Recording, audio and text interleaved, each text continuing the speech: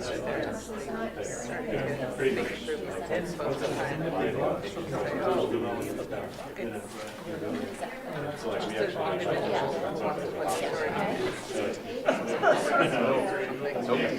they have, but it's very working there. There's got to be interpretation based on the We're watching, you know. whether you're and that should be that on. But it's a prescribed Right, you shouldn't have to come in after the fact. it should not be a because what if you drive a truck twice a week? Stop. Just like, you know, like one of our friends say, I can't ever drink because it's what's that? Can't drink certain times.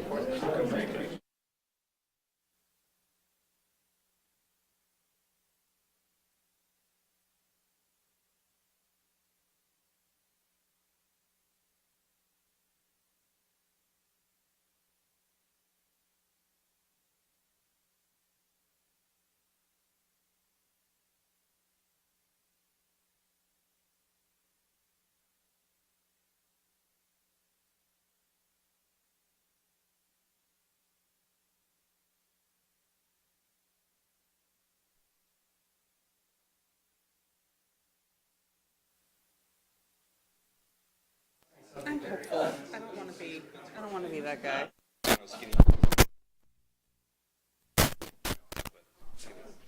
So we're in.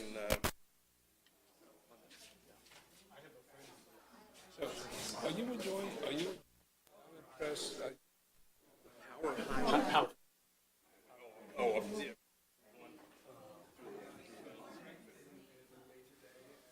He sent me his photo of epic snow. That's why I sent it back.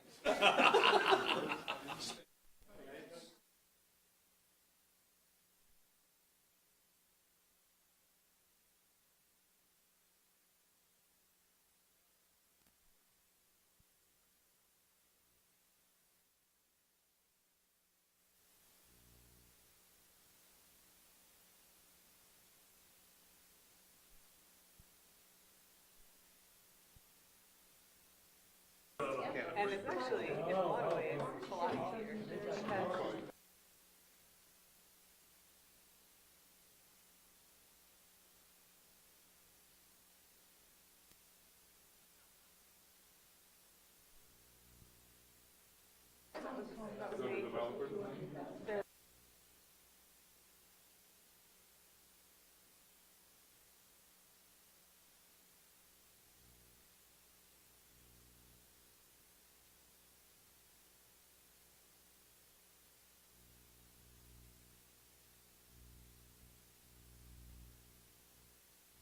Not so while, but I choose to knock on the table. Conditions. But that was.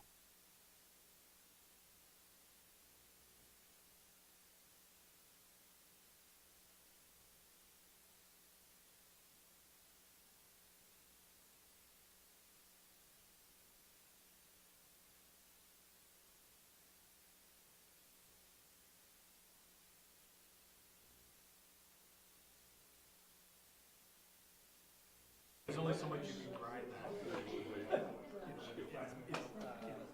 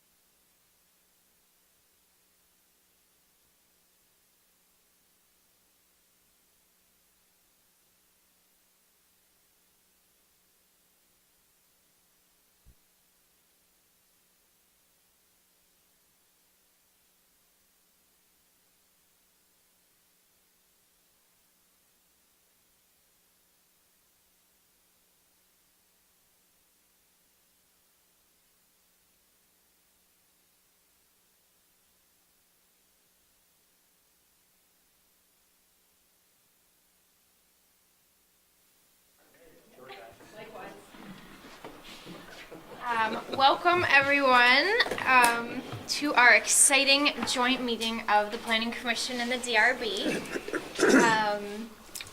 Bill has ceded chair duties to me this evening. Hopefully that wasn't a bad choice. We'll see. Cut in if you need to. So first on the agenda, directions. So from this room, we can emergency exit either through this door or the one over there, and that goes to the parking lot. Our meeting spot outside is right in the parking lot, kind of right outside these doors under the street light. If these doors are blocked, we can go out and out the front door the way most of us probably came in. Any agenda changes? Okay, hearing none, we'll keep it the way it is. So on the agenda, we actually have two spots for the public. The first is open to the public for items not related to the agenda. You guys? Is this the Tai Chi class? This is not. Good question. Okay. Second.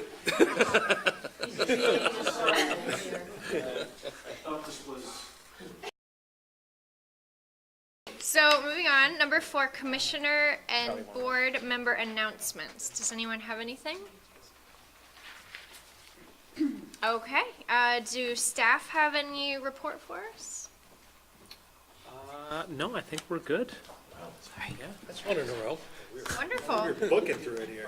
Well, I mean, I guess I'd like to say I'm really excited about the meeting. I'm very excited about what amazing staff we have. We don't normally get to see Ray and Marwa, so it's pretty exciting to at least have tonight with you guys. And Kathy, and of course, is also amazing. So, I think it might be nice to, can we introduce ourselves? It's not on the agenda, but I think we're probably allowed to do that. What would be nice to say? Just name and background? How about name, background, and Street. street? That's a good one. Okay, I can go first because I'm still talking. I am Jessica Luisos, Planning Commission, and I live on Valley Ridge Road.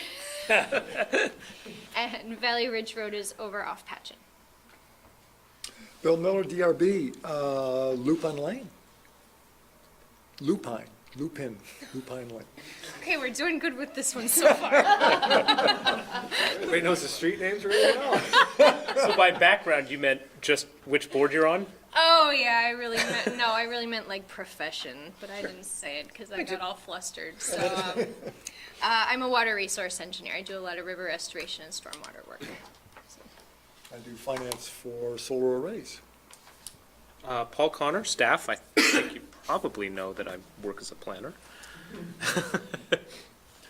Matt Coda at DRB, Winesap Lane, and I work as a lobbyist in Montpelier.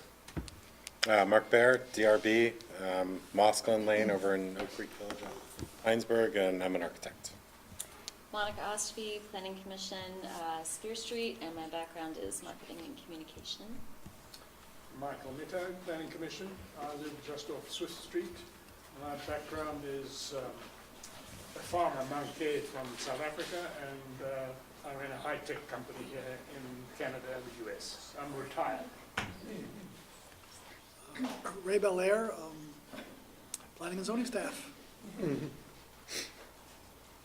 Alnick, and I've been doing this for 37 And well, too. Thank you, Sue. Frank Kochman, I live on Hadley Road. I'm a lawyer. Marla Keene, I'm the development review planner. John Wilking, I live on Dorset Street, and with all the Christmas lights, in case you haven't. And I'm a Christmas light engineer. John, you're gonna have to not do the FM thing. You have to do it like Spotify or something to get actually, my son to acknowledge it. Well, sorry, I think other kids are seeing it. So. I'm a real estate manager. Ted Reilly, live on Heinsberg Road, just east of the Chittenden Cider Mill complex. And I'm a managing partner of an investment advisory firm. I'm Jennifer Smith on the DRB, and my and I'm living on Imperial Drive, and my background is business administration.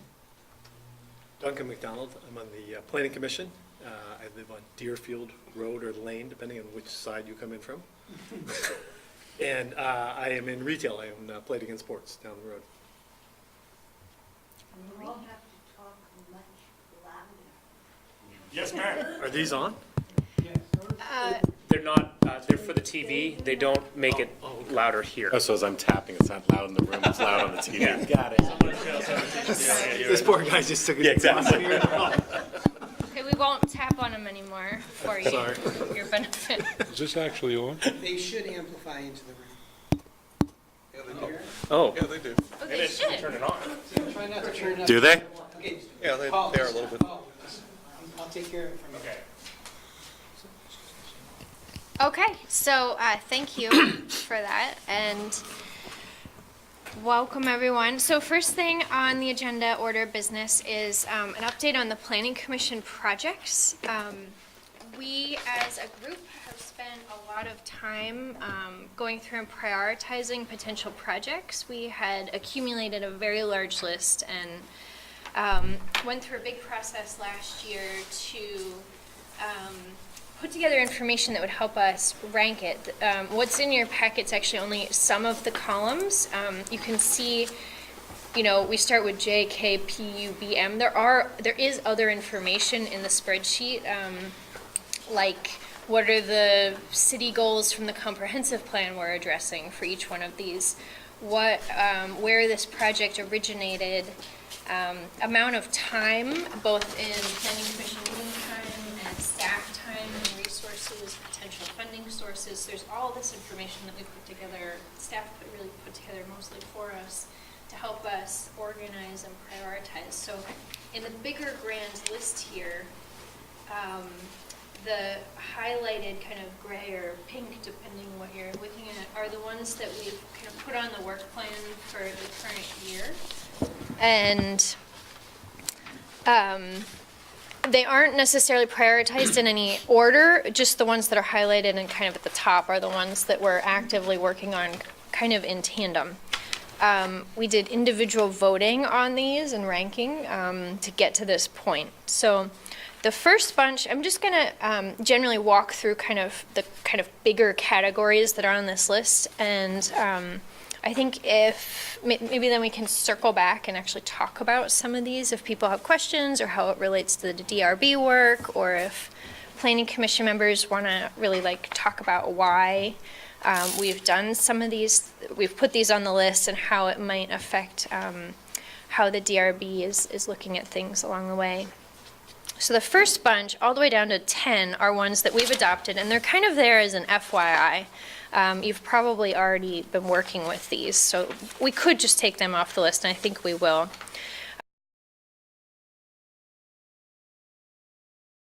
Corrections, we want to always be getting them in. So as things come up at your meetings or with staff or from the public that are kind of a technical thing like typos or misreferences, we want to keep those up to date. We are always taking zoning requests from the public.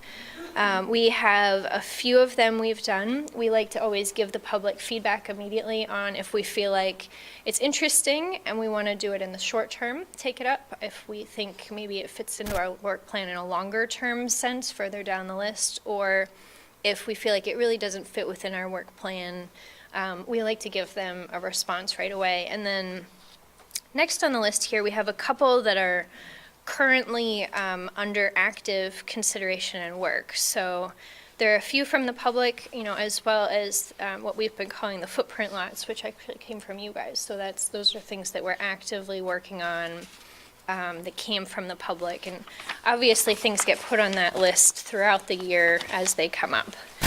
The next couple projects are things that are upcoming hearing items, so that's 17 through 19, and these are ones that we will be hearing or having a public hearing on actually at our next meeting, and if they go through, you'll be seeing them adopted pretty soon, we're hoping. A few of these are in response to some of the feedback we had gotten from you at our last joint meeting. Concerns about waivers for setbacks and heights, especially in some of the main corridors where maybe some of those form-based code type attributes might make sense, like having buildings closer to the road, having taller buildings. So along some of our corridors like Shelburne Road and Williston Road, we're actually looking at raising the heights and reducing the setbacks from the road to achieve some of those things that we think are going pretty well in the form-based code area. So next things on the list are some things that we have ongoing. So developing the annual work plan, kind of reviewing back to here. Form-based code, we've made a commitment to really making form-based code work. So as we're hearing feedback from staff, from you all about how those reviews are going, as we're hearing comments back from the public, we want to make sure that that new pretty big change of form-based code is really working. So that's kind of high on our list, and we're going to be working on that continuously as we hear feedback. So along with the annual work plan, we decided that we should have kind of a good policy for figuring out how the other committees in the city can really help mesh with the different projects on here. So we've been both meeting with other committees and kind of making sure our work plans make sense together, kind of asking for some of the committees for help.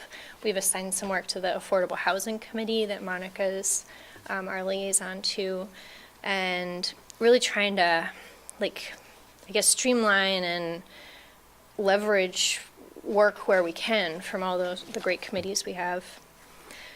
So the next couple of things, including number 20, which we skipped, which is the Williston Road Network Study, Tilly-Kimball Road Community, Master Planning. There's a few big projects here, which are bigger projects that we have grant money for and/or consultants on board with. So one of the things that we always want to prioritize is making sure that if we are putting money into something or we have consultants working on it, we're kind of keeping up with their schedule and making sure that those projects are going on time. Some of the things that's going to potentially be a big change down the road for all of you is our planned unit development project is going to, we're working on some big changes to the subdivision PUD requirements, and I think that's going to look really different, but we're in the middle of it, so we don't have a great example for you yet. But Is that what you mean by the creating 4 to 8 plan unit development types with clear review? yes. I'd be very interested to see where that goes, because right now it's just a generic PUD with whatever they throw at us is how we review it and throw waivers at it and call it a day. So. Yeah. Does anybody want to give an update on what that might look like? Ted? No. Monica? Oh. It's big. There's. Oh, okay. I don't know how to summarize it. It's. So I think what's really exciting is, like you said, 4 to 8 PUD types with clear criteria. So the idea is that there's maybe, it might actually be almost like an overlay district where a PUD type might apply in different areas of the city. And one that we're looking at is like a transit overlay, or like a transit related one, where it's the type of development that you'd really want to have happen in a dense corridor. And the idea is that it would have certain percentages of commercial, different types of possibly residential, like different types of buildings and uses, as well as different requirements for open space, and like kind of lays out a framework for what might make sense in that type of the city. And then there's other ones that are completely different, either neighborhood related or some that might make a little more sense in like the southeast quadrant, have like an agriculture component. So I think if I can just throw out one thing to take a look at when you're doing those, especially on like the transit overlay districts where you have a lot of potential for public transportation. I think as the DRB, we're limited to, a 25% parking waiver Currently, yeah. currently, which sometimes we max it out, and it might be something where they don't even need that much parking, but they have to max out at 25% because the demographic or the use is such that, you know, there's going to be a lot of public bus use or something like that. But so maybe look at that, whether the parking requirement is specific to the PUD type. Parking was also brought up last night at the Chittenden County Economic Housing Workshop as being something just regionally is a big concern for developers, and if there can be flexibility there, so, especially in those kind of districts. Right, because we're limited to 25% max, and, you know, not that I'm saying that, you know, there's areas where we could go to 50, but, you know, that's for you guys to tell us. But. So what's actually really exciting, if you move down a couple lines to 28, the transportation overlay district update, where actually we haven't gotten super into this yet, but there is a consultant working on it that I think might be addressing some of the things you're talking about, like maybe like how you could change parking and to really account for other modes of transportation. Does that project include some of what he was? Yeah, it's somewhat on the parking, it's a lot on the traffic, and you know how you measure trip ends? So one of the things that this project is looking at is instead of looking, currently the default in looking at a trip end is a vehicle trip end. Mm-hmm.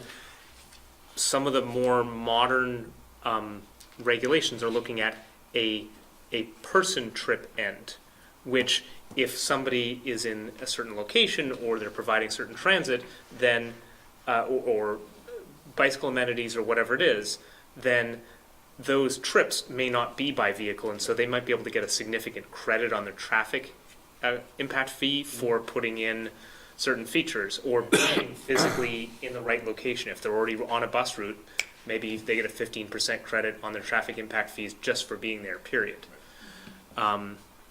And if I can jump in on the parking thing, one of the things that the commission has looked into a little bit and asked us to continue to look into at the staff level is the idea of maybe either significantly reducing our parking standards across the board, or possibly eliminating them, or possibly having a guideline for what,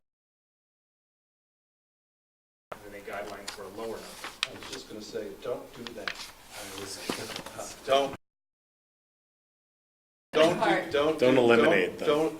I have no problem with eliminating. I don't care about that. Don't give me an upper number, because what you're finding in office space everywhere is that it's getting more and more efficient. They're finding a way to cram more and more people in, and 4 spaces per 1,000 doesn't cut it. Sometimes you need 5, sometimes you need 6. And if you go and put a maximum number on it, people like anybody who's an investor is going to stop being able to take certain tenants. So don't put an upper limit. And why would you? What is the rationale for eliminating a parking standard? Explain that. I don't.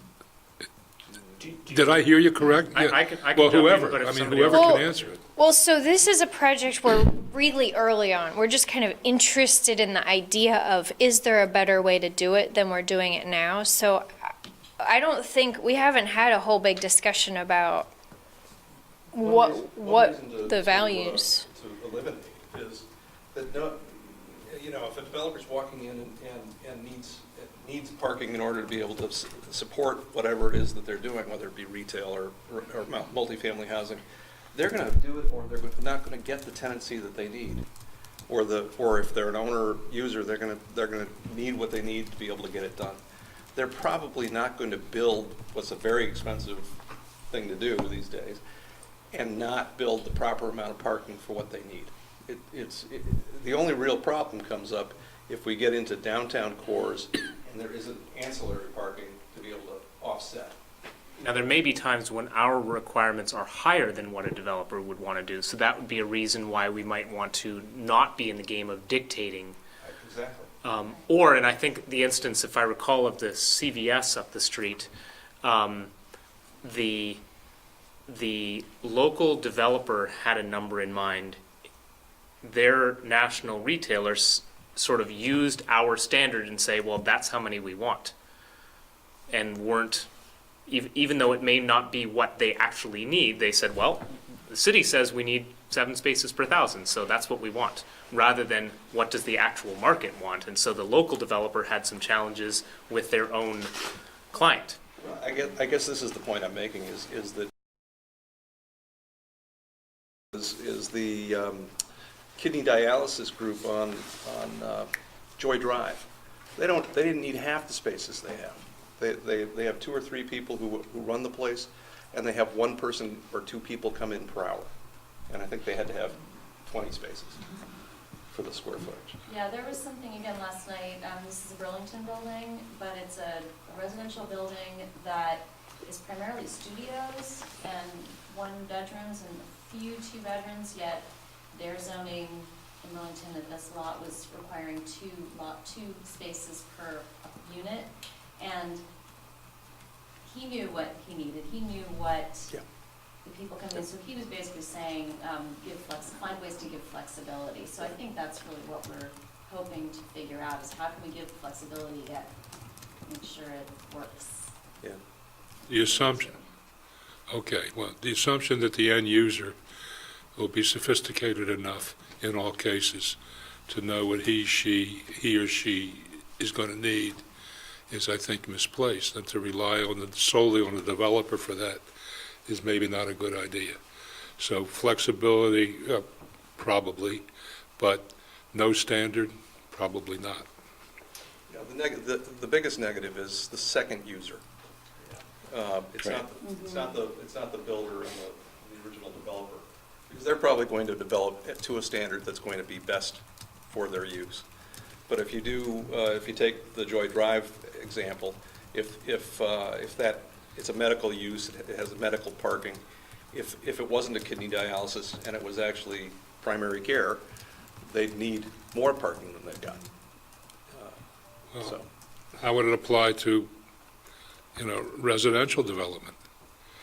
In a tight housing market, someone knows they need 2 parking spaces, but the best place they can find to live has 1 parking space.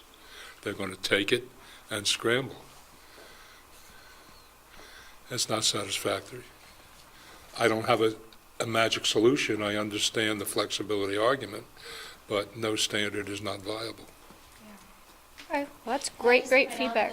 In our last agenda online from the January 23rd meeting, there's a nice document in there looking at kind of the initial concepts that we've been talking about with PUDs. It might be, a good place to check out. Yeah, there's some really great graphics that go along with the PUD just from our last meeting. So thanks, Monica. That's a great idea. And also a plug for our new website. Under the new website, under projects, the first one we've put up is this project. So all of the project documents that have gone to the Planning Commission are there. The PUD project he's talking about. That's great. So some of the other projects ongoing, I know we skipped over at number 20 was the Williston Road Network Study. A few of these are transportation related. So Williston Road Network Study, Tilly Kimball Community Drive Transportation Land Use Study, looking at some of those areas in the traffic and land use. We talked about the transportation overlay. Let's see. We anticipate as part of the PUD project, there would be just additional land development regulation changes that are going to come out of that. So scoping of bike ped projects, these were identified by the bike ped committee. So a few of these, like I said, are transportation related, and part of that is a little bit because of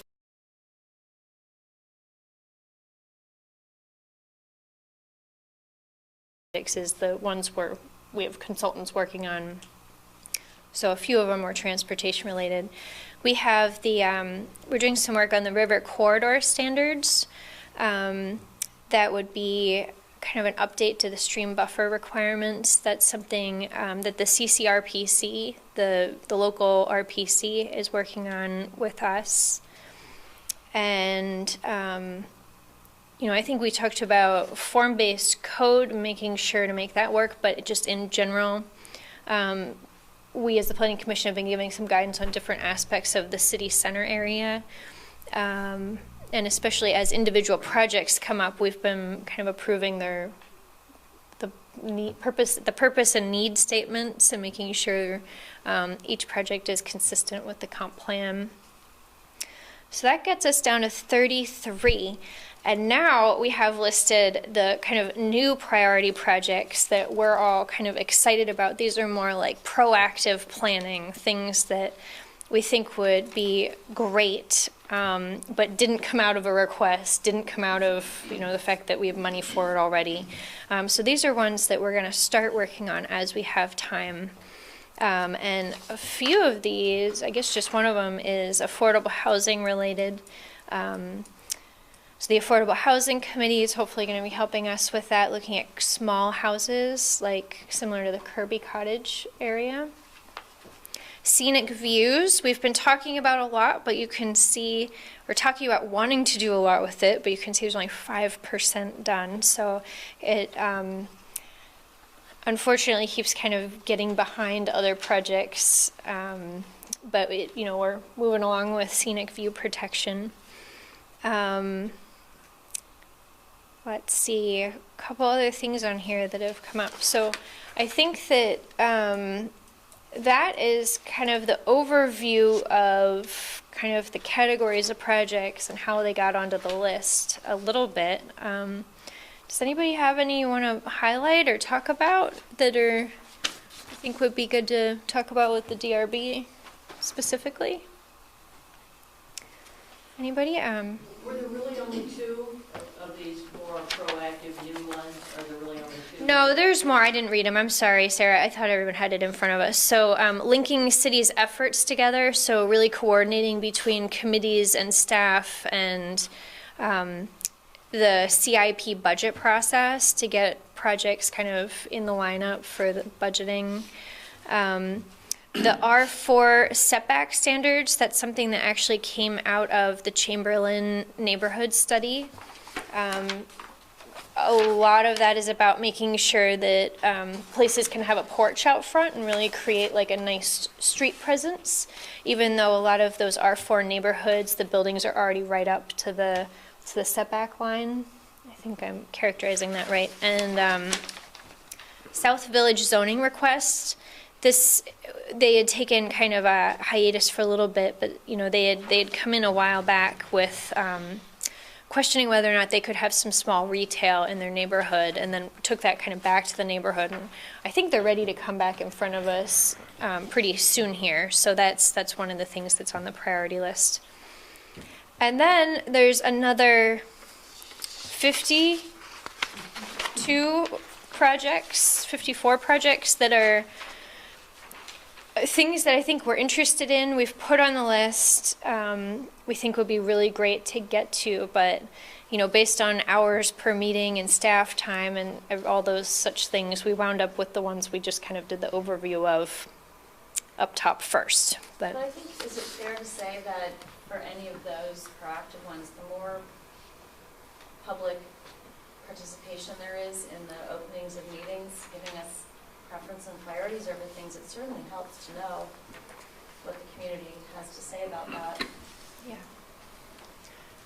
There was some discussion recently, redefine open space citywide, maybe applying some of the form-based code standards in other spots. That came up recently with a request from the public, and I think there was a little bit of interest in maybe considering that in some other areas, at least in the other, maybe the transportation overlay district or something like that, some of our corridors. So I know that was a really brief run-through. Paul, can we make sure this also gets onto our planning commission website page? I don't think it's there. Absolutely. It's on the meeting packet, but it's not Right. currently on the planning commission page. That's a great suggestion. Yeah, Do it while we're in the meeting right now, in fact. So I know we have several things that you've heard about in the past, the footprint lots probably being the one that's the most important, I think, from our group. But I know I have a personal one, which is the tree replacement standard. I'll give you my example. At the Blue Mall, we took down a tree that was, I don't know, how big was it, 14 inches in diameter or something like that, and had to replace it with 6 2.5-inch trees. Now, we don't have room for 6 2.5-inch trees, so Ray has a bunch of trees that are now on Market Street that are going to get torn out because they had to go in, and we didn't have any other place to put them. And this happens all the time. If one tree is replaced with 6, and every time a tree comes down that's gotten a little bit bigger, you have to replace it with the same caliber in smaller trees. And everybody's going to do it with smaller trees because they're cheaper. You can't go out and buy a 14-inch tree and not spend, you could spend $25,000 on a 14-inch tree, or you could spend $300 on a 2-inch caliper tree. So you buy the caliper trees you need to have. But we've got a tree standard. Now, listen, I love trees. This is the tree city, right? And so we should have a standard that makes sure that the landscaping level remains either consistent or better. But there's a lot of situations where it just doesn't make any sense. We're working on something now that we can't talk specifically about, right? But that's heavily forested. And if every tree that grew from 2 inches to 10 inches then had to be replaced with 5 trees, it's impossible. They won't fit. So it's one of my biggest pet peeves in the regulation. I don't recall seeing a site plan amendment for those 6 new trees. There was one. There was? It went through, it was administrative. Oh,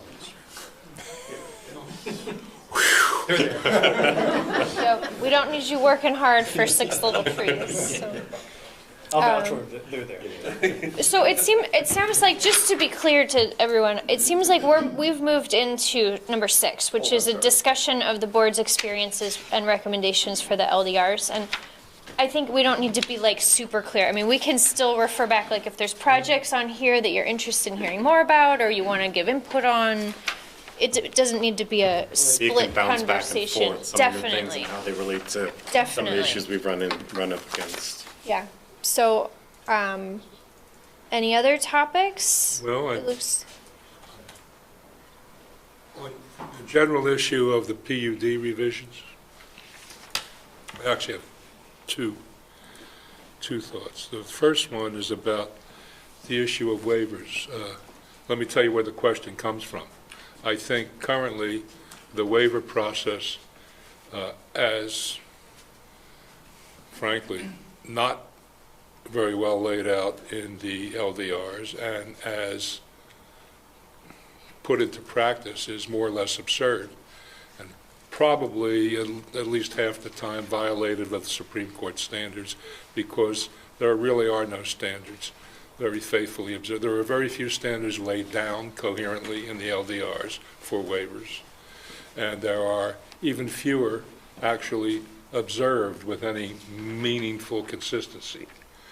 So I would think that one good thing that could come out, although I have some reservations, one good thing that could come out with more specific, thought through, separate kinds of PUDs is a tightening up, not the elimination of waivers, but in each case, a really thoughtful approach to waivers. What can be waived? What are the standards for the waivers? They clearly should not be the same in each state. If you're going to all the trouble of distinguishing between commercial PUDs, et cetera, and all that, you can think through what ought to be waivable, to what extent should it be waivable, what are the clear standards that the DRB ought to apply in order to waive.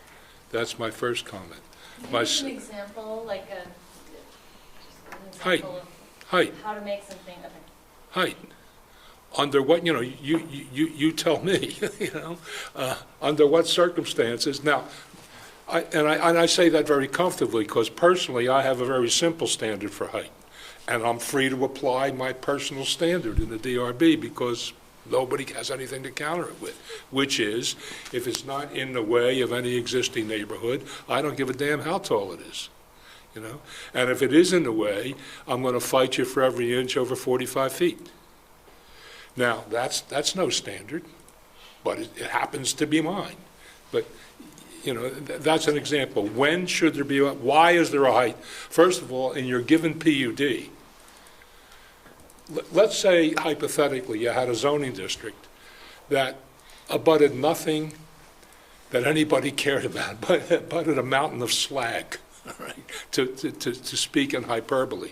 Who cares if you build a skyscraper there? On the other hand, if you have something that is scenic, not just from the public way, another area that is in the middle of things, right? And people are used to looking at a park, used to looking at whatever amenity happens to be there. Maybe you should tighten up on the height generally, and maybe you should tighten up in particular on waivers in that district. Is that specific enough? And like, you know, with setbacks, I don't want to get into a setback discussion right now. But on your PUD standards, I also think you need to still have flexibility. I'm with you on getting an understanding of what they want, because we don't know what it is today. But not just on height, people come to us with more and more creative things all the time. And if you tighten it up too much, then changes in traffic, changes in, you know, it's just going to mean that things can't get through. Right. And so I think you've got a fine line to draw there. It's a tough one. All administrative law, and that's what this is very, very difficult area to have, on the one hand, clear standards, and on the other, and to avoid arbitrariness on the one hand, and to avoid rigidity on the other. So I ask you, please don't look lightly at what you're doing with these PUDs. You know, when it comes to A, flexibility, and B, standards. Well, I had setbacks on my list. Well, I think specifically with PUDs, I mean, a big reason why that's one of our big projects is because of the feedback we've gotten from you in the past about how hard it is with our current PUD standards. You know, what are the standards? Like you say, what are the standards? How, you know, and you know, I think that's a main goal of the project, to make sure we have clear standards, and it's actually what we want it to be. Right. We often grant height waivers. I think that's fair to say, right? I mean, often. There is no height. Yeah, there's. I mean, we you know, if I won't speak to specific projects, but if you're looking at a downhill slope and the downhill side is going to have 5 stories instead of 4, and it's not really affecting the uphill side, it pretty much sails through. No, it doesn't even matter uphill or downhill. It's, as long as you're not blocking a view from a public corridor or a public view, we pretty much don't have the authority to deny it. Yeah, that's pretty much been the standard we've been given over the years, because We pretty much don't, if we don't have the authority to deny it, it's only because there are no standards. Exactly. And therefore, I'm in agreement with you, Frank. The height's been my issue, as Paul can probably tell you, for, you know, my 13th year on the board. I've said we need height standards, and if we're not going to have them, then don't have, you know, 4 stories, 45 feet or something like that, because if you want taller buildings, then don't set a height, but then say you can go higher as long as you're not blocking a view. You know, I mean, because pretty much everyone's going to go higher, because you either go out or you go up, and you don't want to go out because that creates sprawl, you know, so you go up, which creates, you know. but in all cases, and again, I'm not answering the question, I'm posing the question, in all cases, should it only be a public view that's at issue? In an old neighborhood that has had a particular cachet or a particular aspect for 50 years, because the view in question is not a, quote, public view, should you be able to obliterate it? Not in my backyard. You're saying that you want the waivers to be specific, but then the other side, you're saying it needs to be creative and there needs to be flexibility. It's very hard. And it's not easy. You lay down the standards. I mean, this is a very exacting drafting pro. You lay down principles for the waiver, and then you depend on the good faith and judgment of the DRV to apply the principles, but they have to be concrete enough so they mean something.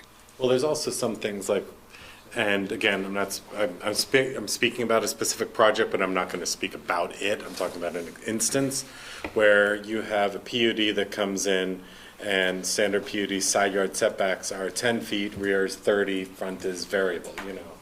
And it goes into adjacent to an existing backyard of these 1.5, some 2-story houses, which are set back 30 feet from the rear of the property. But this PUD is, as of right, not asking for a waiver, is 10 feet off of that person's back property line, this long row of houses, and it's a 4-story structure. That has to be looked at in terms of, and the difficulty in that is the zoning regulations talk about planned character of the neighborhood, not what's currently there. You know, so I think that's what Frank's getting to. Some flexibility respecting the existing fabric that's in the neighborhood, not exactly what the planned character of the neighborhood is, because the planned character disregards what's there right now. And, you know, so taking in the context of the pattern language of what's there, offering some flexibility for the DRB to review that and take that into consideration. Because up until now, we've never been able to take into consideration existing neighborhoods adjacent to new development. Can I say that part of our work plan says that in March, we're supposed to be getting an update on scenic views, which is number 35. Mm-hmm. And I'm wondering if maybe scenic views can incorporate this concept of character. You said it really well. It's a slippery slope. Character. Dictating scenic views, you know.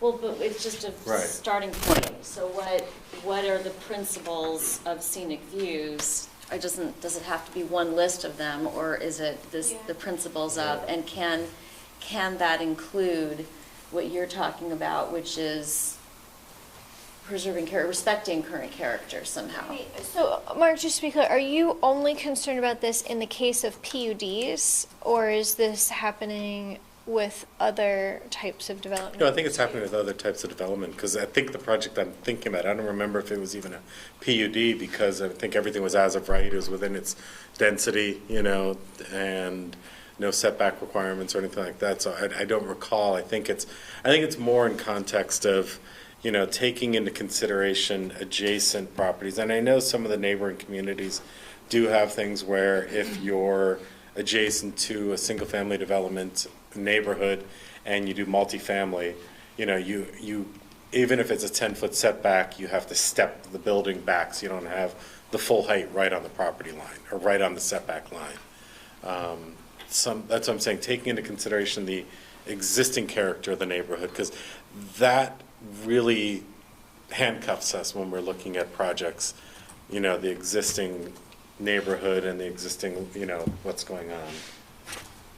If I can make a high-level comment, one thing I'm hearing from the board today and in other instances is about the authority to deny something if there's not a standard, and that's something we've talked about as staff, and I was hoping we could kind of talk a little bit about the board's authority and what the Planning Commission's expected execution is if there is or is not a standard. Is that clear? Does that express what we talked about? Yeah. So, I mean, they've been talking a lot about height. Like, Right, is so that if there one is of not the- a specific standard, what is the expectation of the Planning Commission about the board's behavior? So should they be denying height waivers is kind of what you're, or other, yeah. If there's nothing to rely on, should the board just say, well, there's nothing that says you can't do it, so therefore we have to say yes? Or should the board be saying, if there's nothing that says we can't do it, then we should use our judgment? Wait. If it says 45 feet, then you really can't waive it without a standard. If it's not a Turn it numerical around a little standard, bit. say it's not, Typically, the say it's standard not says height. as long as it's not blocking a public view. But say it's not the- height, say it's something else, say it's something That's like standard. the character of preserve the connectivity of the neighborhood. If there's nothing specifically saying connectivity is defined as having sidewalks along the entire side of the road, what is the planning commission's expectation about how the DRB will execute something like that? Is that fair? And that happens frequently? It's been brought up a couple times. I can tell you tonight. that the frequency, and again, like I said, I've been on this board now for 13 years, so I've pretty much always operated whatever regulations you give us, I use to implement my review.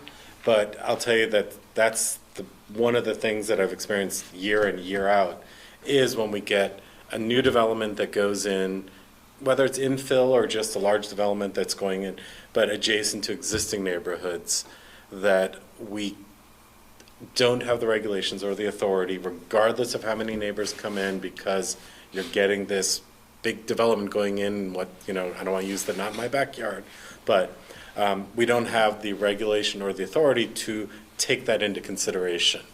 And right up until now, we don't have that authority, and if you're saying to us, we're looking at the long-term picture, you're not supposed to take that into consideration, fine. I'm just telling you some of the things that's definitely come up as a standard, as a regular complaint and a handcuff, time and time again. One example of that, we've had a number of neighborhoods where, say, a parcel that was quite long got split in half, and now it's the back piece of the parcel is sitting on a road where everybody was 75-foot setbacks. And the current requirement is 25 or something like that. And so now this house gets pushed way up front where it makes no sense at all compared to the rest of the neighborhood. And we have no choice. I will say, though, that as we see more and more of them come in, that is creating the neighborhood look and feel, which I think is the intention of planning. Right. But when it's a single infill. It's a single infill. And we don't have the authority to change that. Right. To say, oh, here's, this one's consistent with, this is what would be consistent with the character of the neighborhood. Even when the builder or the owner wants to put it 75 feet back, we can't. Well, when there's and I forget, if you're not, maybe somebody can help me because I don't remember, to what extent are the conditional use standards incorporated into major subdivisions and PUDs? Because character of the area is one of the it's a statutory criterion as well as a regulatory criterion for. But to Mark's point, it's specifically the planned character of the area. There was a change in statute about 10 years ago that specifically said it's the planned, not the existing. So that's the challenge that exists. That is a challenge, because I can see the idea of planning commission, LDRs, DRB projects, that you are looking big picture, long-term, not snapshot by snapshot. Because if you did, there'd be very little development, or you'd always be taking that into consideration. And you have to look at some of the great neighborhoods in South Burlington that, went in and have created the pattern language, but were originally farmlands and, would never have taken place if we tried to implement those standards then, so I don't know if that was making sense. I don't know that we answered your Is there any question. possible solution that anyone can think of between what we're talking about of? I think if it's, I think again, this is your job and you give it to us, but I think if there's something that addresses the edge conditions. The edge conditions, yeah, the transitions. The concept of transitions has come up enough times now in our conversations. It would be fantastic to have a. Yeah. And we have the buffers between commercial and residential, but that's typically a distance. I think if there's whether you have to break up the building masses or whether you have to step the heights back or something like that from, but something, let's look at the edge condition, because obviously if you have a, many acre site with, 50 to 100 houses on it or even larger, you don't want to say, well, you've got to reduce the density based on the planned character, the planned, zoning. Maybe you look at how does that edge condition occur next to a neighborhood that's been there for 50 or 75 years. Ted and I were talking earlier about a situation where a dog kennel that we've approved in the last couple of years is noisy to the neighbors, and they completely comply. But, so it's not just about neighborhood to neighborhood or commercial to residential, it's also use to use. So would you Another like to edge see, I'm sorry, Dan. Go ahead. Would you like to see language in the PUDs stating that, or kind of overall? I think, again, that's up to you guys. I think, whether it's just in the PUD or if it's even in the site plan for. I think we need it for both. I think we need it for both. It really adjusts the edge condition, and maybe it's, I don't know what triggers it. That's why I dump it on you guys. Is it size? Is it, Age of the previous neighborhood? yeah, I don't know, so.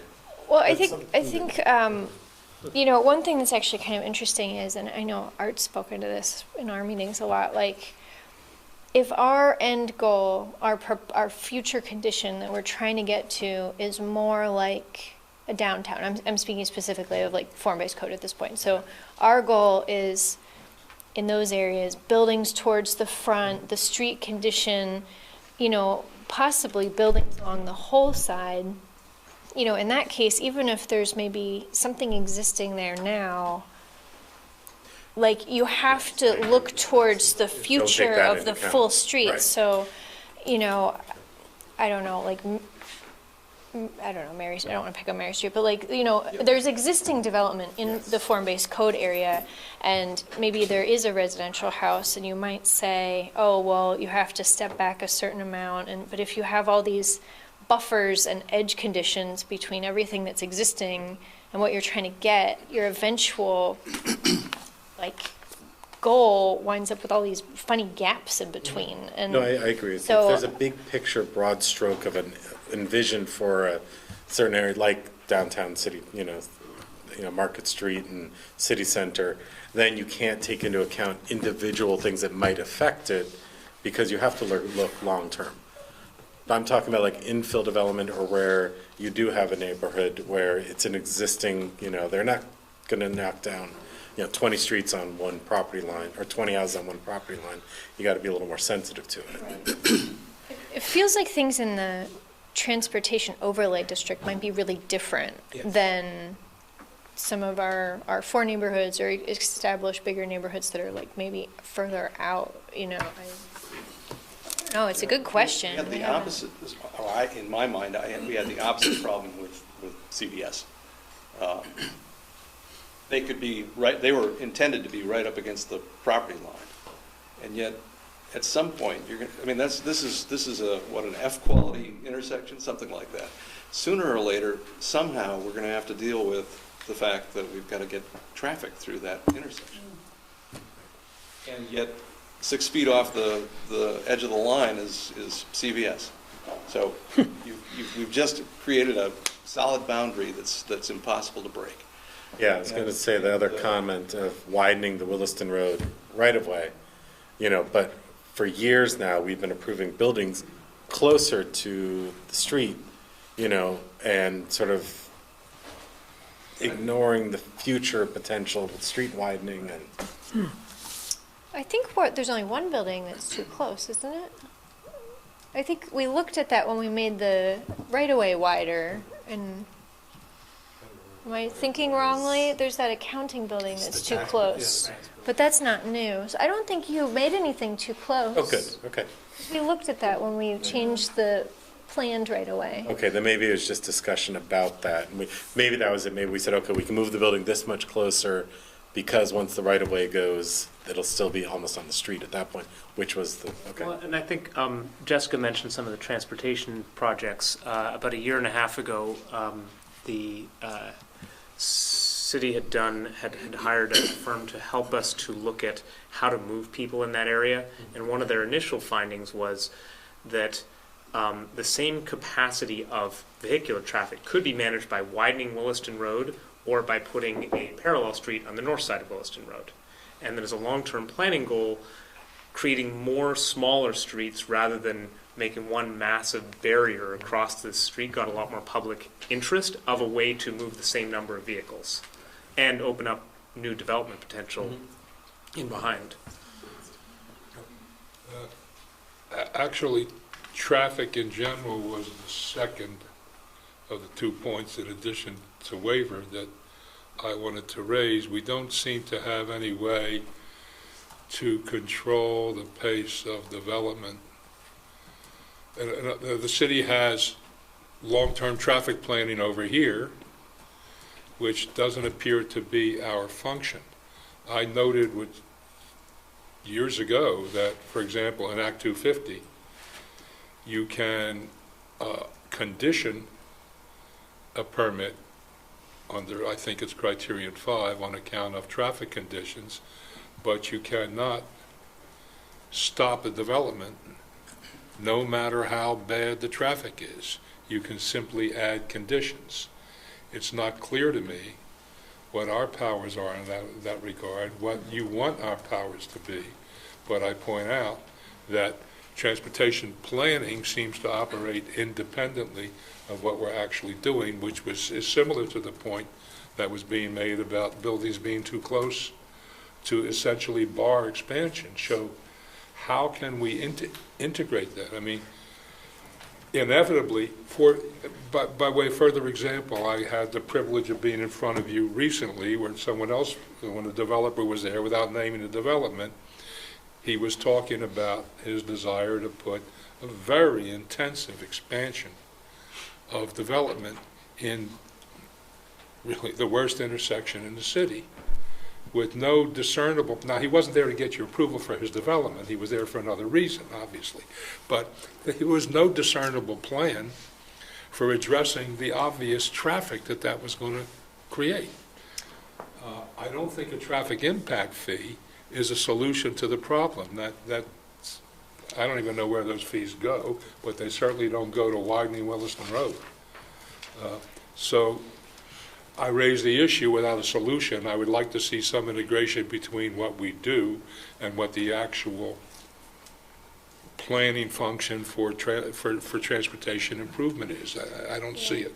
They operate on independent tracks. They do operate a little bit independently in that we try to keep our traffic and transportation planning studies kind of in line with where we're seeing more development. So that project that you were talking about did include that through road that Paul just talked about, like a second road on the north side of Williston Road that actually came out of the Williston Road network study. So that new, But where did it go? It didn't look to me like it just moved it down the street a little bit. So that is actually on the official map. So, we have been working kind of in parallel of the LDR changes, also putting things on the official map as we have studies done. So, I think we're trying to identify those areas, like saying,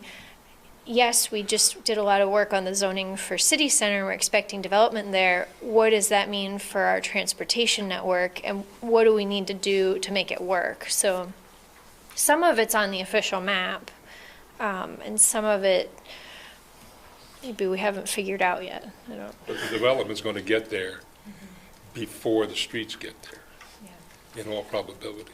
Well, the other problem is we've got existing traffic problems. I mean, it's much easier with city center to say, okay, this is what we see as ideal. But take a look at Shelburne Road. Take a look at Dorset Street at Christmas time. I don't know where the traffic impact funds go either. That'd be a really good question for you guys to ask, because we need intersections that are coordinated with each other. We need all these lights to work. We did a smart streets thing not that long ago with SBBA, and there's all sorts of technology out there, but it costs a small fortune to integrate. I thought something was supposed to be introduced. Yeah, so DPW has a plan this summer to start adaptive signaling, at least along Dorset Street and other intersections too. So I hope to see an improvement there by the fall. I mean, apart from Christmas, there are times that Dorset Street is quite busy. And you get stuck at the Blue Mall, you get stuck here, you get stuck here, just before you get somewhere, you're stuck, 3:30 and to Trader 5:30. Joe's is an excellent example of two businesses, right, and a third business that created a whole new dynamic in travel around that street. So that's a really good point to make about that. And just to answer part of the question, a couple of the recent or upcoming uses of the traffic impact fee, one was for the little bridge that exists behind Trader Joe's for when that connects through. That was one authorization that the council had given as a public-private partnership. And then a portion of the funds are meeting some of our match for Market Street construction starting next summer. So there's also TIF funds in that, and also the obviously the federal earmark on that. But those are that traffic impact fee go to fix that pothole on Market Street right now that nearly took out my rim the other day.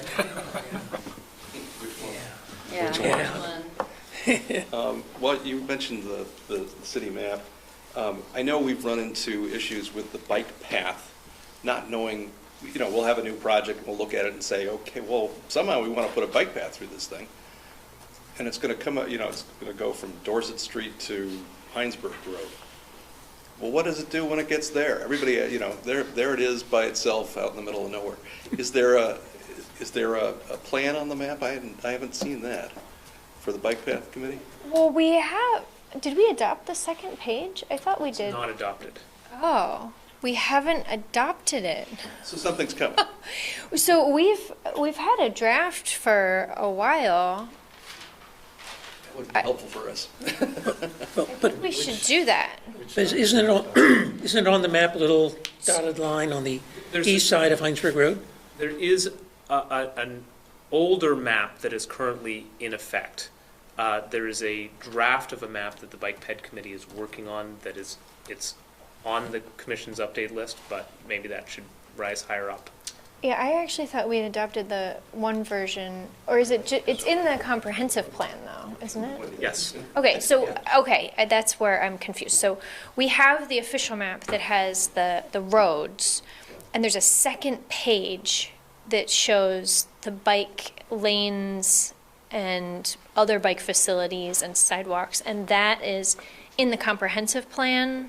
And I think our goal is to adopt it, but the Bike Ped Committee is still working on the official version, so. So we'll see something soon. So the comprehensive plan actually does have a working version that I think would be an appropriate, are we allowed to tell them to look at that? Sure. I mean, it seems like an appropriate thing to reference when, because there was public input on that and a lot of work. I think it's a starting. We just keep seeing things where it's getting, where it's getting dumped out, and the question is, okay, if it's getting dumped out, we've seen this on Spear Street, we've seen it on Heinsberg Road, we've seen it pretty much everywhere. And the question is then, okay, here's the map, what's the timetable for that map? Is it dumping out for 5 years, 10 years, 20 years? Is there some plan for the phasing of those bike paths? Yeah. I'm wondering, John, is that is starting to get to a little bit, I think, Marla, correct me if I'm wrong, but the types of things that you were raising a minute ago about when there isn't, how can the commission or other documents help give some guidance when there isn't necessarily that full standard? Sure.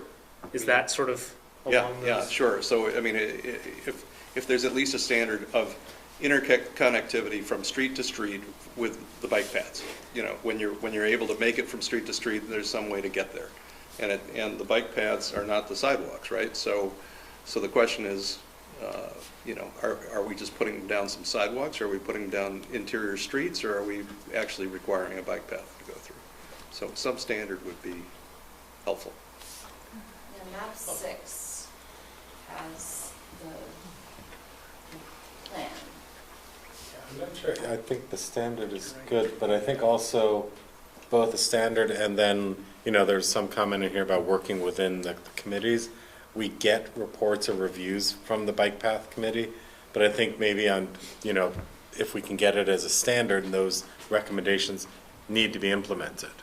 Because, That actually brings up a request that the Affordable Housing Committee had as well, which is a process in which, when there's a larger development, that all the committees can take a look at things prior to it getting to this point, so that by the time wherever in the timing frame that could happen, but so that the bike and ped, for example, would have already been able to add their 2 cents by the time it gets to the DRB. We're typically asking. Yeah, We're typically asking a developer to say, have you been to the bike? Right, bike which committee? If you haven't, can you opt need to do, Right. which is good to know, but there isn't I a think- process for that. And natural resources too. Exactly, Well, I right. think It almost, would- yeah, because a couple of the projects we've said, go check in with boom, boom, boom, boom, boom. You know, if there's a certain way, if they can just, it becomes part of the preliminary Right. checklist before it even comes to us, that they've gone, had a review. Right. You know. I think that's something that But would be shouldn't that be much staff's appreciated. responsibility to identify those groups to the developer for those larger projects? That's what I And was say, saying. before you even come Right. in to sketch, or you show me the sketch, right? So you have your first powwow, and then you go, well, I don't know where this bike lane should go, but I know some people that do know, where they would like to have it go. And I think something is that, there has to be some bite in the regulations that takes the committee's recommendations towards the review process. Because if it's not in the regulations, a committee can recommend, but a developer can say, I'm not doing that. And we as the DRB don't really have any authority to say, no, you are.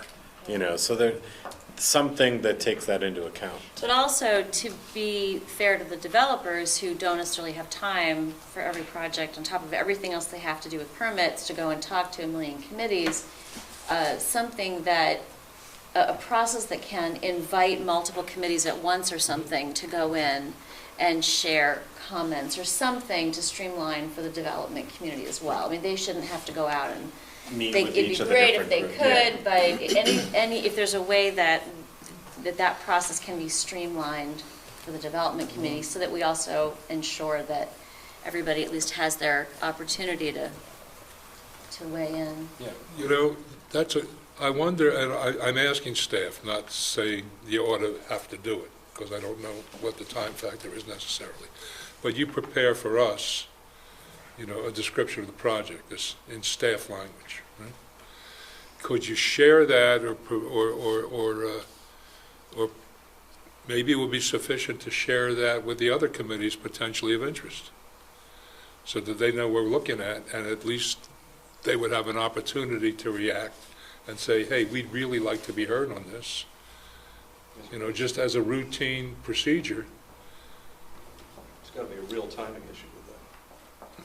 Yeah, the committees typically meet once a month, which can be challenging to a certain extent. We are already sending them things, but we're sort of pre-screening them.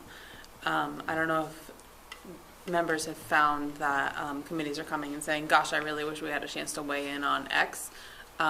The staff is sort of saying, oh, this is a 2-lot subdivision. I'm sure the bike ped committee isn't going to want to read this, so we don't send it to them in that instance. Have people found that there's a lot of... No, I haven't found that. makes sense. I'm talking about substantial stuff. Yeah, and so we are doing And I that. think I think they that's a have, yeah. fairly recent development, though, so in people's short-term memories, they may have felt like that hasn't been happening, but that is an improvement we've made in the past 5 months or so. Sarah, do you have Well, something on Just this? seems like a really, really good idea, and it's going to save time and angst down the road, because if you get things too far advanced in the planning and approval, and then somebody gets wind of something that they're really anxious with, then they're coming in and, confrontational, which isn't helpful. Sitting down and coming to some solutions for concerns could be helpful. I agree, because also, the other thing that, and again, DRB meetings are held in the public, not for the public, so when the neighbors who aren't interested party status come and have comments and all that, we listen, we definitely try to address those comments, but I think if a lot of the times if they come and have heard that, yes, Natural Resources has looked at it, Bike Path has looked at it, Open Space has looked at it and weighed in, it'll alleviate some of these concerns that we're not just shoving all this stuff down their throat. But I think to Marla's point, that is happening more and more. But I think if there's a way to I don't know if there's a way to set a standard, but if based on, and again, it goes to staff, certain projects should go to open space, some don't need to go to bike paths, some don't need, you know, it's a subjective thing. Even if they just routinely sent out our mailing, not that, maybe not the whole plan, but at least, you know, at least the narrative description, routinely send it out, even if it's when we get it, which frankly, I mean, you know, sometimes 3-4 days before the meeting. If it's a substantial project, it's not going to be over at the next meeting. It's going to be ongoing, so there's time to chip in. So just put it on the clock. Something that's substantial goes out to the committees. Well, And- Frank, I mean, it's on the website. Right. So realistically, the committees probably ought to take a look at what's in front of the DRB once a Yeah. month as well, so. I understand that, but we could be, you know, we could be proactive. If it's not a burden, we could do that. I think there's plenty of room for both sides. To that No, end. there's no virtue to yourself. Okay, good. To that end, It's out of line. we don't have things prepared like long in advance. We don't have everything prepared long in advance, but we do have the agenda prepared almost a month, probably 3 weeks in advance. It doesn't have all the details, but at least describes what you're going to see. Would it be helpful to get that sooner? Sure. I mean, you're not going to get the whole packet, but it'd give you a preview of what to Not for me. expect. Not really. I don't tell you need it, anything, but I can just being I would honest. think the committee, that would give them a Right. heads up. It's certainly something we can do, with the caveat that sometimes things change. Very rarely does anything get added, but some things get removed. So today we had a project that we thought was going to be on next week. They emailed us and said, we're not ready, so that's okay. But a committee that was gearing up, understanding that sometimes things come off. But I think that's a really simple step we could take, for sure. Well, and also providing guidelines for, or the invitation to the committees, like what is the process for them? If they see something, who do they send their comment to early enough on? Any kind of guidelines like that might be helpful. If the committee chair, if all committee chairs get notice of the agenda or whatever, and if there is something, just a clear line of communication, you know, who's the go-to person on that? Should they go to the DRB meeting, or should they contact you guys, or they may know, I don't know. As a rule of thumb, I guess I'd say go through the staff person, because more often than not, there may be a question associated with it, and the board members can't really discuss projects that are in front of them. So Right. I'd say if somebody has a question about it, Marla is the person. So that's just kind of almost like a standard line. Here's my number. I would think a simple process would be, in most cases, it's probably major developments or, 40-unit development, da-da-da.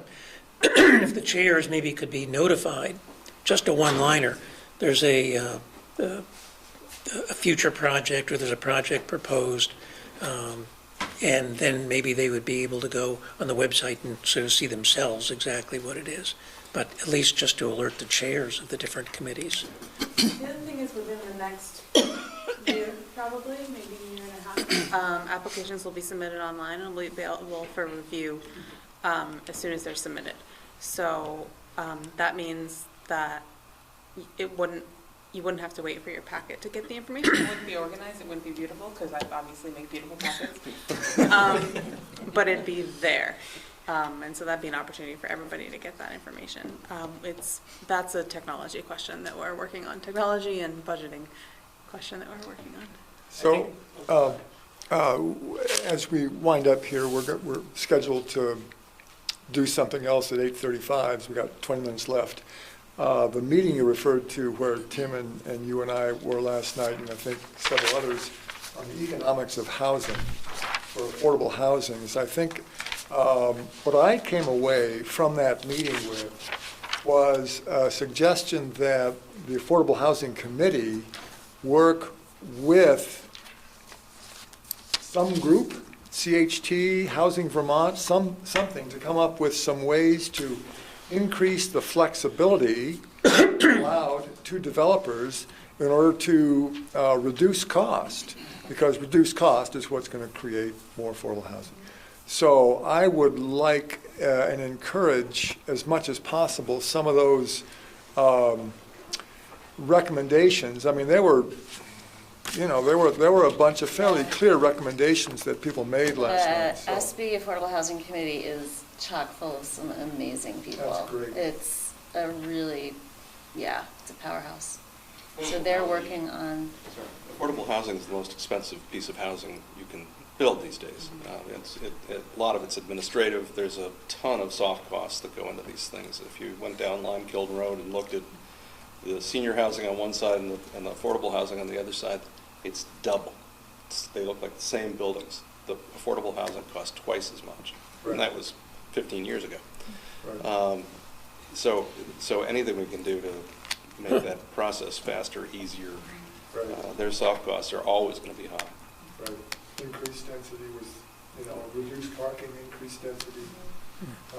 There was a bunch of great suggestions last night. but even like the identifying the new neighborhood, Right. whatever that phrase. Yeah, the Vermont neighborhood thing, program. Yeah, it's like kind of like a creating a new town center, but it's not. It's establishing a new neighborhood, and there's some kind of setup in which you can streamline the Act 250 process, and those kind of efforts are, I think, can be a big. New market funds are going away, right? New market tax credits. Yes, but there may be some other ones coming in to replace them in the latest tax bill. We're still looking at ways. Yeah. All this stuff, affordable housing, which I devoted a lot of my life to, is, when you say soft costs, what you really mean is grotesque administrative costs and fees. And as tough as it is with housing, new markets is the absolute worst. So I'm glad it's going away. Monica, there's something you said that resonated with something actually you said last week when you talked about small houses. And also, it's related to it. When you say neighborhoods, what are you talking about? Is someone talking about creating affordable housing, quote, neighborhoods?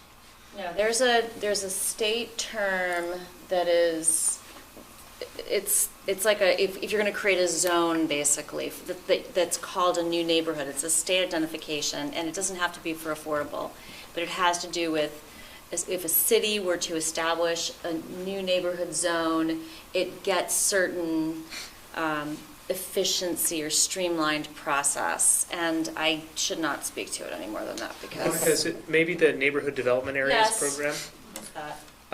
So it's a program that if in designated areas, and we have one in a portion of the city center area, if a developer is doing fewer than 275 total housing units, and they commit to 20% of it meeting an affordability standard, then they are exempt from Act 250 altogether for their project, and their wastewater fees are capped. So that the most well-known one is probably the building that's going off Church Street in downtown Burlington.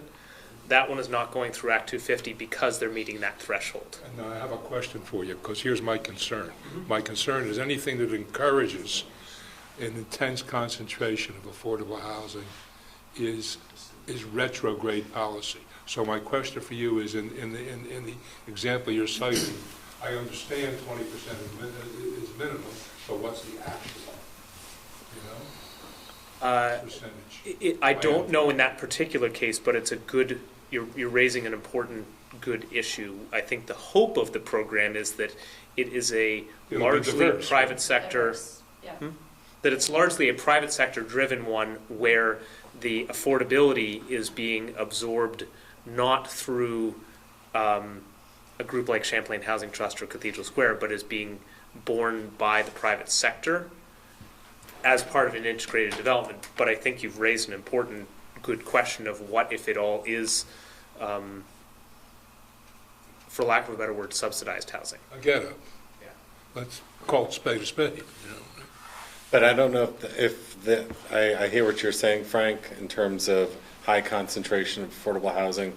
But I think when you talk about, with 20% affordable, 80% not, can I talk to a same subject but different issue that more relates to DRB and how we do a review? And it's actually on the list. Yeah, I was just looking, The bonus density and timing of affordable mixed plan. Again, can't talk specific project, I'll just talk narrative, but it's, recent. And it goes to the issue of even more pressing with the whole issue of streamlining these approval processes as long as you commit to 20% or whatever the number will end up with. In our regulations, you're allowed, what is it, a density bonus as long as you do 25% of them as being affordable housing. So we get these master plans in, we review them, that takes into account the affordable housing bonus density for the overall development. Looks at it, big picture, looks at it, but we're not seeing what is being deemed affordable, when it's going to get triggered. So we approve these projects that have an impact of, let's just use a number of, 300 houses, of which 40, 50, whatever it is, 20 is going to be affordable. So we have this plan that shows all these units, street layouts for it, but not what's going to be affordable and when they're going to be built. Where they're going to be built. Where they're going to be built, and then we're told that you'll only have to build it once you trigger the number that goes over the base density. So therefore, you can build up to that amount without building a single affordable house, and then just terminate the project, never build the rest of the units, which are affordable, but you've impacted X number of acres and you have these blank spots within it, and you've never built a house.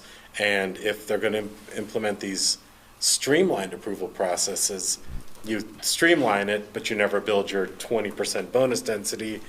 I just think that the regulations have to give a more clear picture as to what and when, and that has to happen earlier than later when it's triggering that number. The Affordable Housing Committee is working on an inclusionary zoning that's potentially citywide in some fashion. Right. And it's early stage, but I think it will hopefully address a lot of that. But we also did hear last night some really interesting things about other things that can be even more beneficial to developers, like deferring tax payments over like 4 years or things. So, so the... Go ahead. No, just the Affordable Housing Committee, I'm not sure if they committed to a time on that yet. Mark, can I, so that I have the notes correctly here, were you referring to the point in time in which a developer would need to physically build a unit? Correct. Or the point in time in your review process where they need to commit to something? I'll broaden it out beyond specifically affordable housing and say, let's say, planned streets and rec paths, for instance. Just so that we're talking very generally about the subject area. Is that something that you're feeling that you don't have enough guidance on? I think we're fine on planned streets and rec paths. I'm talking about very specific affordable housing. If they're asking for a density bonus for affordable housing, then they should be telling us where it's going, because it's supposed to be equally mixed. We have a phasing requirement for rec paths or when they're going to build the park, but we don't have a phasing requirement for when they have to build the affordable housing for the density bonus. We're worried about clusters. We don't want clusters. Identifying after the fact, and also the fact that you get 300 units approved, of those 300, 30, 40, whatever the number is affordable. So you build up to 260 or 270 or 250, whatever that number is, and then you stop. You're not required to build any affordable because you haven't triggered your bonus. But you've gotten an approval for the 300, and you've impacted the 300, the lot with 300 roads and lots. So the simple solution, for example, would be to say the build-out needs to be prorated. Yes. That's the simplest and clearest solution.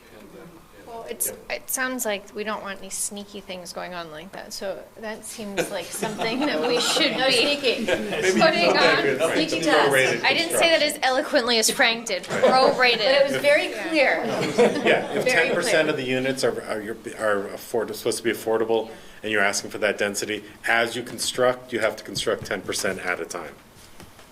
That would be the simplest solution. Yeah. Yeah, thank you. So is that everything on that issue, the bonus density and timing? Yeah, that was, Okay. So we have a few other things on here. Items, topics to move to administrative review or move to DRB. Do you guys have some? Footprint lots, right over to Ray. They come in front of us all the time. I know if you fix it. Absolutely not. We are. Frank wants to be able to say no every single time they come before us. Are talking about that. It's the wrong topic. It got completely distorted. Okay. Sorry, John, go ahead. So, are there other topics to move to administrative review, or? Well, there's an administrative problem, which is, and we're not typically, Ray's not typically punitive, but you also don't have a good source of being punitive, right? If you wanted to enforce a dollar figure for somebody who's not fixing something, we sort of have that. Yeah, there's only one option, which is a notice of violation, which starts a process that ends up in court. We don't want to be there. Is there a way around this through planning? What are you thinking about, John? I'm thinking of a very specific example where they had temporary storage facilities, and, well, they had temporary storage facilities. They built a baseball backstop. They did a bunch of things. This is somebody who would probably figure out, and knew that they were in violation, and then went ahead and did something else again. So they After the fact. and then came back and tried to butter us up, and that's okay. At least twice. Yeah, several times. So And there was a point at which at least a threat of punitive action should have been occurring. And I got the impression that it's just too much work to create it. No, I think our position has been that we're not we're not here to punish people, we're here to get compliance. And that's a So nice, I'm sorry. that's what we're trying to do, is to get compliance. If they can comply, we'll give them as much time, almost as much they need to bring their properties into compliance. I have properties that I've been waiting years, and it's been incrementally slow, but there's been making progress towards compliance. So as long as they're making progress, that's fine. And I happen to agree with you. I'm bringing this up as much as anything for Frank. But I think, you'd think there would be something in between going to court and just laying off. we do, we have not used this yet, but a few months ago, we had looked to go to the city council to adopt the land development regulations also as an ordinance. And as an ordinance, whether it's a noise ordinance or traffic ordinance or parking ordinance or dog ordinance or whatever, there's a ticketing power associated with that, goes to the Judicial Bureau. We actually, we and our legal counsel were discovered that there's a little hidden piece of state statute that we had not been aware of before that actually says that authority already exists.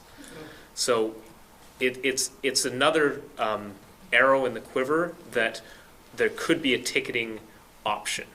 There's pros and cons to that. There's a capped amount. There's no, what's the word?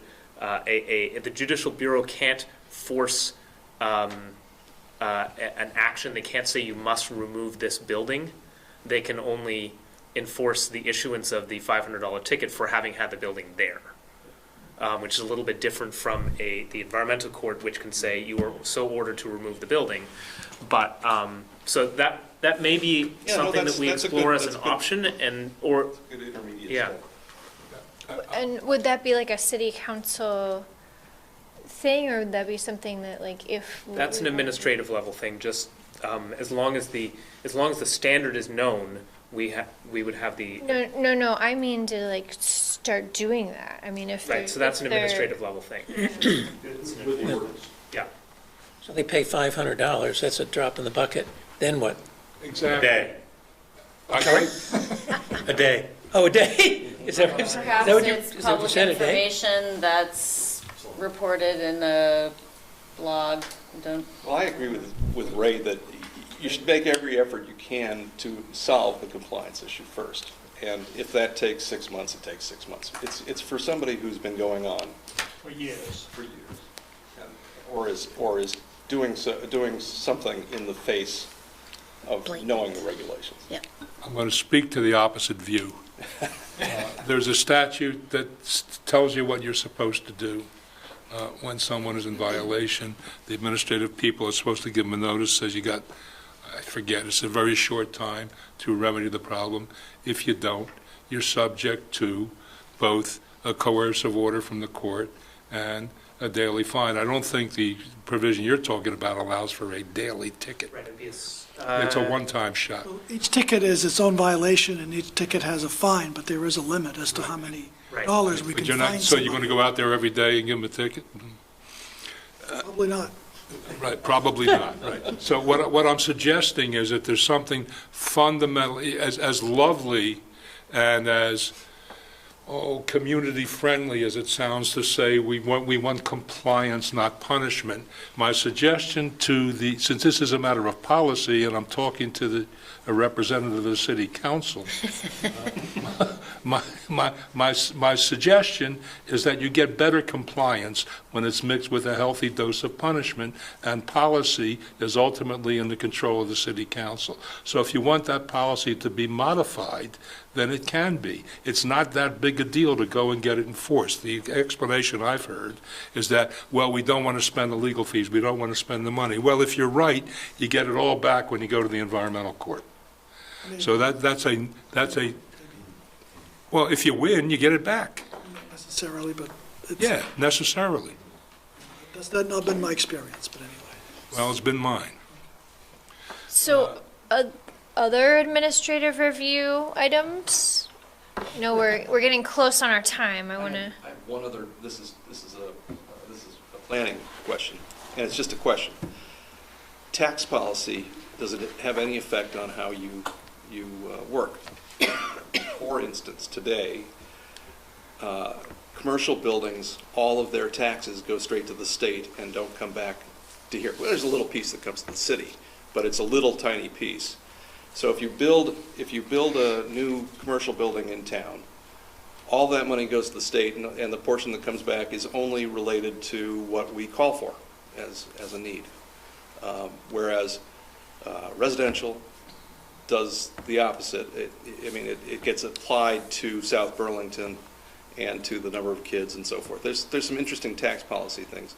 My question is, does it ever come up for you, and do you consider it? It has not come up, but it's a. Probably should. It sure should. In the old days, there was an attempt to keep a 50-50 split between commercial and residential. We're not anywhere close to it. What are we at, 75-25 or 73-27 or something? And frankly, tax policy says that we should be higher than that. But if you go purely by what's best for the city, you also wouldn't have any affordable housing at all, because it generates more kids and less income. So I'm not saying tax policy should be the way you work this, but it may be something that you want to consider as an item on your list as to how it affects the city. Yeah, so there was a discussion about that as part of the comprehensive plan process, and I believe we took out that 50-50 split objective, because, we weren't meeting it, we didn't have a good way to get there, but I think there was some discussion about that tax breakdown as part of the economic section of the comp plan. And how long ago was the comp plan? Recently, 2 years? 2016. So it's dramatically different today. Yeah, it's very, yeah. Todd LeBlanc is moving forward with a plan that asks for resource to do a commercial reappraisal in the city. Partial commercial. And that's going to take a couple of years by itself. Oh, it takes a while. Yeah. And first you have to find somebody who can do it. Right. And get on their resident list. And then pay for it.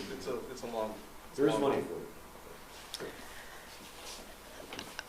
Okay, other thing on the list, design review check-in, how's it going? Is it right-sized?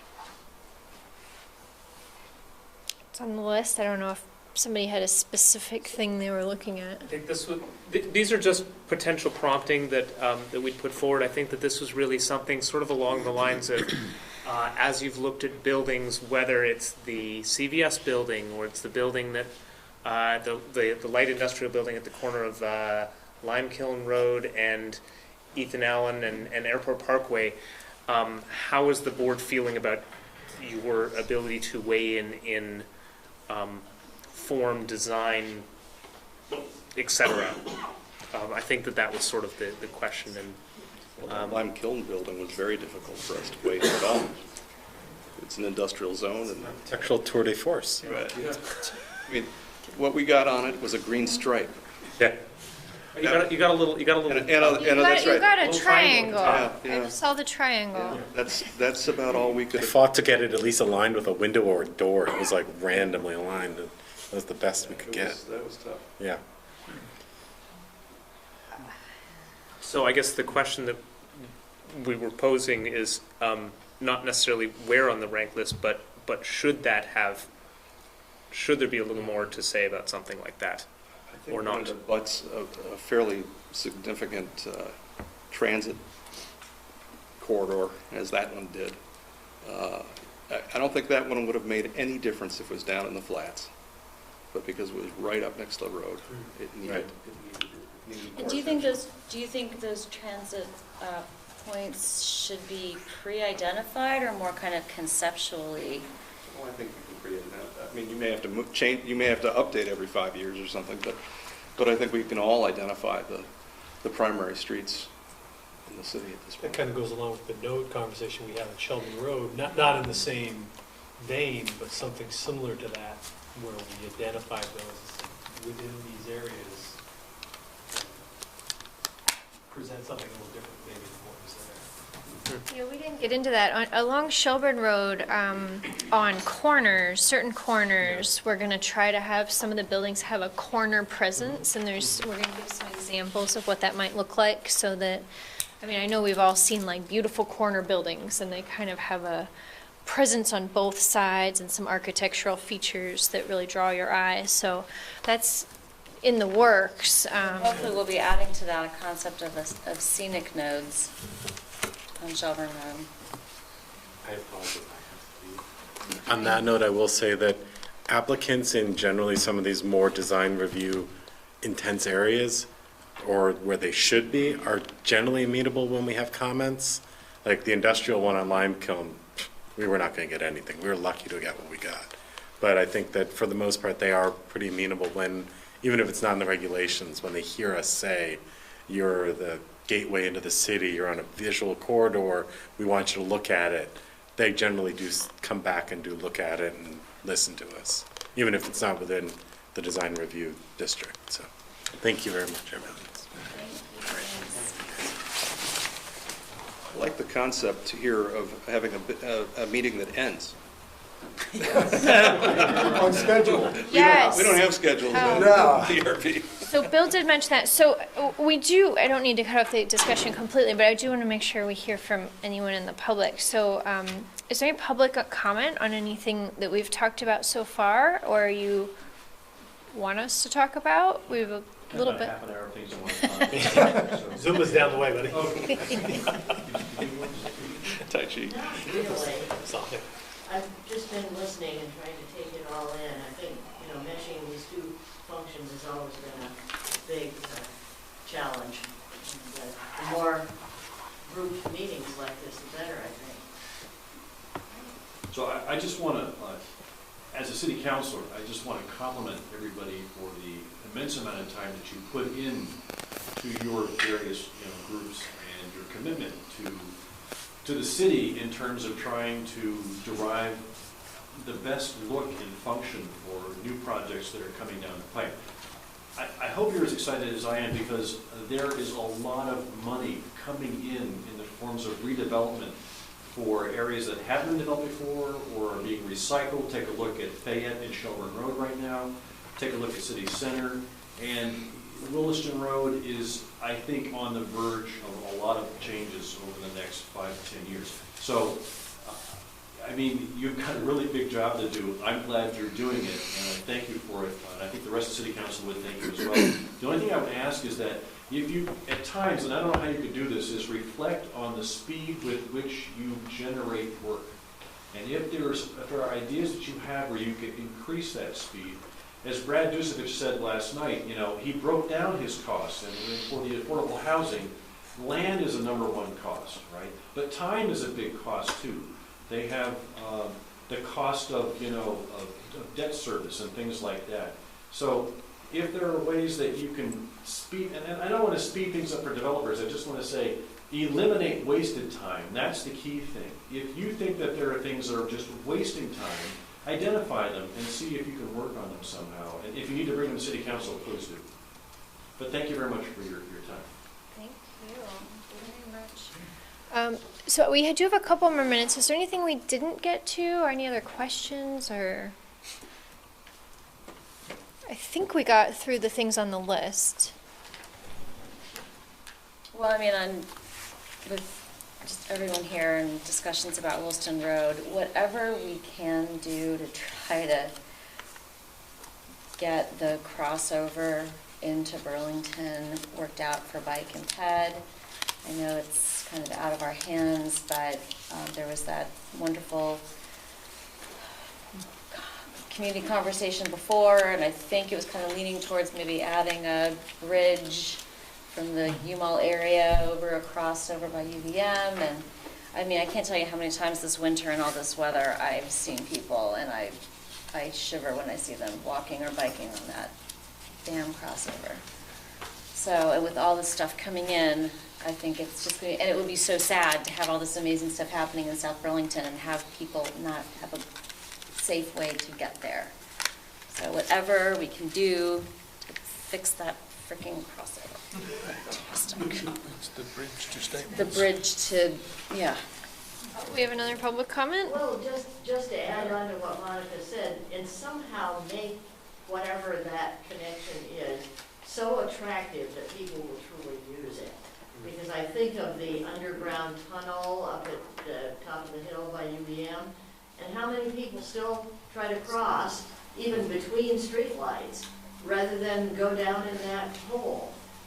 So, you know, this is going up in the air rather than going down in the hole, but you somehow have to lure the users to really use it. Because it, you know, not just because it's safer, but because I think we should follow Boston's lead and just put the highway underground. Yeah.